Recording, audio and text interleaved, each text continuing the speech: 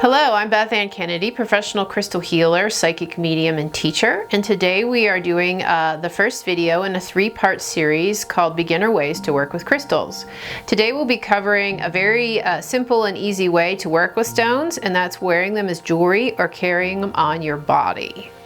So one of the most common questions I'm asked is, how do you work with stones? What's the easiest way for you to begin to start working with stones? And for most people, that's carrying them on your body or wearing them as jewelry. I love jewelry. Many of us love jewelry. Doesn't matter, male, female, whatever. There are so many ways to work with crystals as jewelry.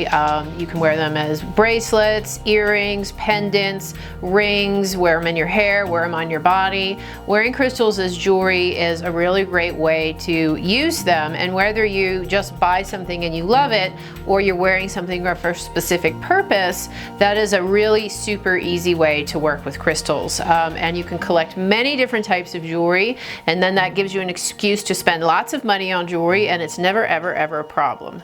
Another great way to work with crystals is to carry them on your body or on your person.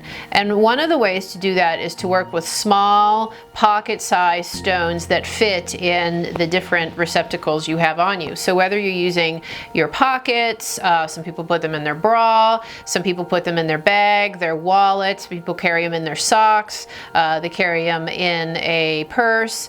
Using crystals in that way is a great way. And the reason why we do that is because when using a crystal's energy for a specific purpose, having it sort of in the 3-foot range of your physical body is a really great way to really work with a stone purposefully and intently, where you're going to get the most out of that crystal, but not so much that you're doing something like meditation.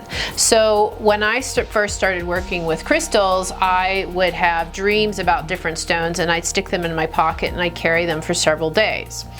So one thing you can do is when you're personally choosing and collecting and buying crystals and stones, is you can have a different collection of them, and on different days you can choose and pick up and carry different stones.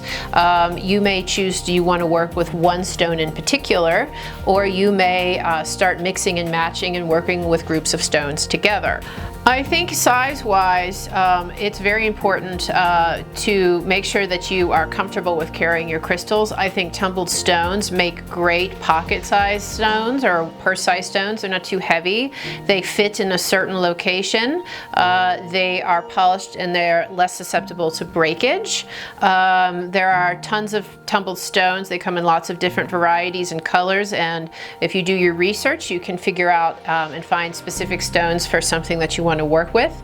For example, if you're looking for crystals for grounding, you can research and find those. If you need crystals for protection, or if you're trying to bring in love or health or money, any of those things you can find and use specific crystals, and you can carry those on your being, and they're great.